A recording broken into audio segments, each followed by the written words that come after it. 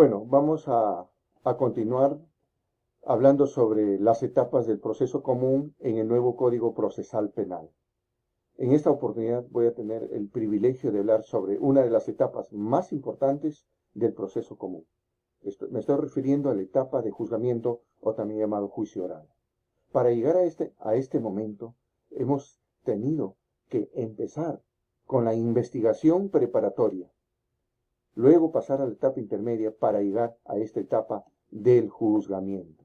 Y hay que tener en cuenta que en esta etapa del juzgamiento se presenta la teoría del caso, pero además se demuestra esta teoría del caso. ¿Correcto? Eh, bueno, en esta etapa de juzgamiento es importante aclarar primero cómo se inicia, cómo es el principio del juicio. Hay que tener en cuenta que este juicio o esta etapa de juzgamiento se realiza sobre la base de la acusación fiscal, ¿sí? Es una de las etapas más importantes, del proceso, de todo el proceso. ¿Y por qué más importante? Porque es aquí el momento en donde se respetan todos los tratados de derecho internacional y también de derechos humanos.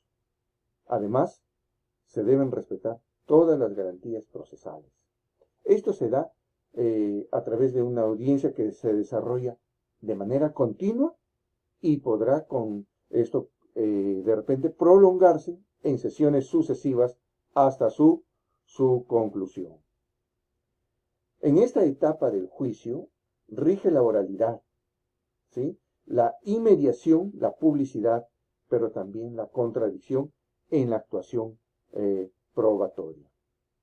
Se rige por principios que se observan, por ejemplo, como por ejemplo en la continuidad del juzgamiento, la identidad física del juzgador, la concentración de los actos del juicio, la presencia obligatoria del imputado, pero también del defensor, de su defensor.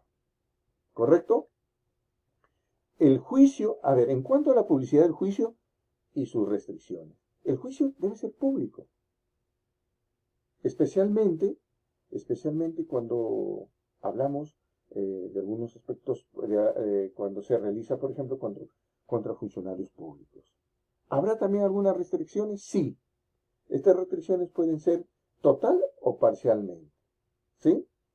Entonces, eso es también muy importante conocerlo. A ver, los juicios, por ejemplo, deben ser siempre públicos cuando estamos tratando o cuando se da sobre funcionarios públicos, sobre delitos de prensa o sobre juicios de derechos relacionados con los derechos fundamentales garantizados por nuestra Constitución, por nuestra Carta Magna.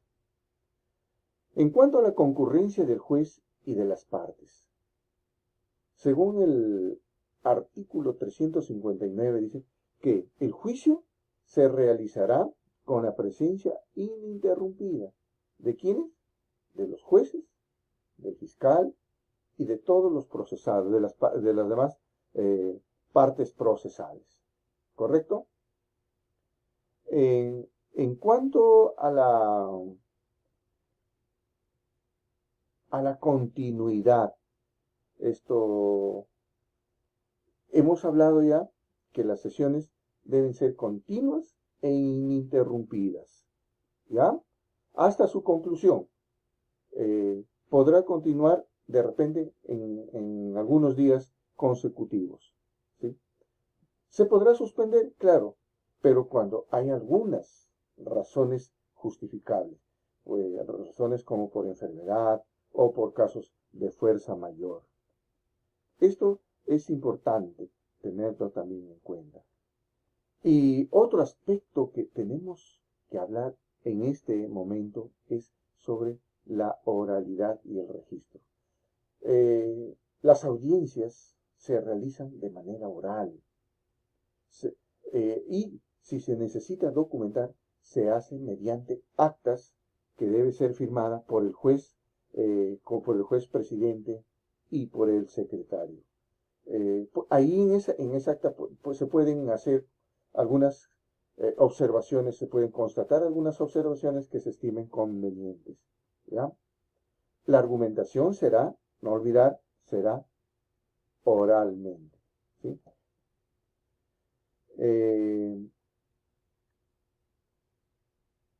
Aquí también hay que hablar, sería importante hablar de cómo se ubican todos los protagonistas en la sala de la audiencia, ¿ya?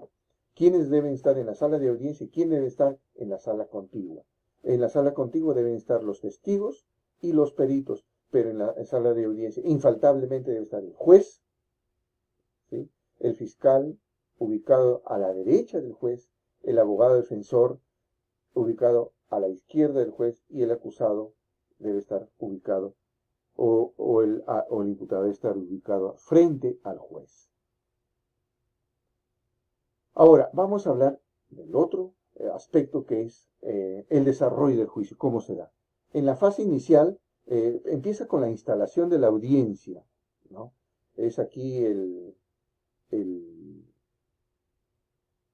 un momento muy importante donde se instala la audiencia. Aquí se debe conocer y debe darse a conocer los alegatos iniciales, ¿sí? Una vez culminados los alegatos los alegatos, llegamos a una etapa o a un momento importante, la conclusión anticipada del juicio, ¿sí?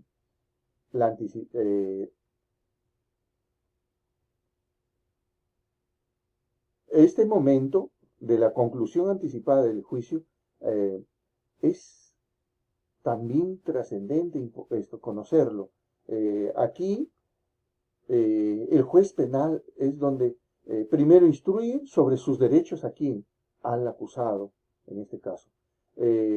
Si responde que es culpable de lo que se le acusa, entonces el juez penal, en este caso, declarará conclusión anticipada del juicio y dictará una sentencia en esa misma sesión o dentro de las 48 horas bajo sanción de nulidad, ¿no? Entonces, esto es importante conocer estos aspectos de esta etapa, ¿ya?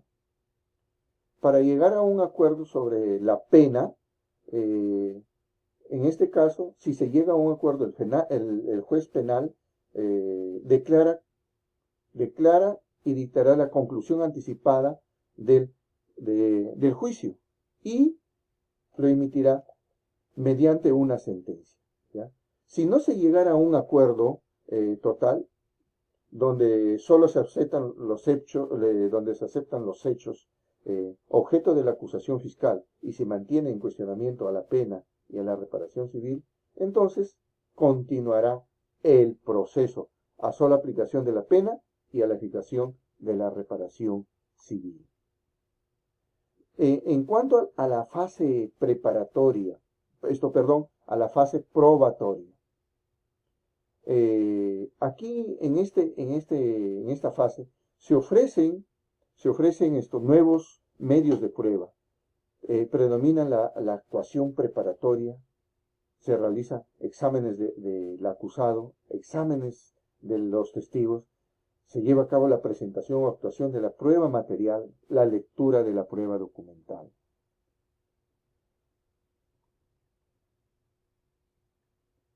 Bueno, por cuestiones de tiempo, vamos a pasar a la última etapa, a la etapa ya a la etapa final, ¿no? De la sentencia, ¿cierto? Bien, en esta etapa, miren, en la fase decisoria ya, se dan ya los alegatos finales, se delibera y finalmente se llega a una, eh, a una sentencia, ¿correcto? Entonces, bien, entonces en este aspecto quiero entretenerme sobre los requisitos de la sentencia. Bien, la sentencia debe contener, por ejemplo, la mención del juzgado penal, del lugar, o sea, los aspectos protocolares, ¿sí? El enunciado de los hechos, la constancia del objeto de la acusación, ¿no? Las pretensiones tanto penales y civiles, eso que están introducidas en el juicio. La pretensión de la defensa del acusado, de los hechos que se dan por probados o improbados. La valoración de la prueba que se sustentan con indicación del razonamiento que la justifique. Los fundamentos de derecho, la parte resolutiva con mención expresa y clara de la condena o solución. Algún pronunciamiento relativo a las costas y lo que proceda acerca del destino de las piezas de convicción. La firma del juez o de jueces si es colegiado. No olvidarse que concluido el examen ya en esta etapa de la discusión ya final, antes que se dé la sentencia,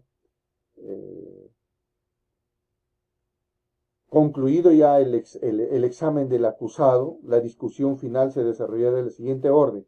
Empieza con la expresión oral del fiscal, luego vienen los alegatos del abogado del actor civil, el abogado del tercero civil, los alegatos del abogado defensor y también de la defensa del acusado. ¿Correcto? Luego ya culmina con la autodefensa del acusado y después el juez declarará cerrado el debate. El alegato oral del fiscal tiene algunos procedimientos que se deben tener en cuenta, ¿sí? Y finalmente llegamos ya a la sentencia, a la redacción de la sentencia, como les digo, y concluimos con esto. La sentencia se da inmediatamente después de la liberación, será redactada por el juez o el director del debate, según sea el caso. Luego se leerá la sentencia ante quienes comparezcan. La lectura de la sentencia está estipulado en el artículo 396. Esto ha sido todo. Muchas gracias a todos.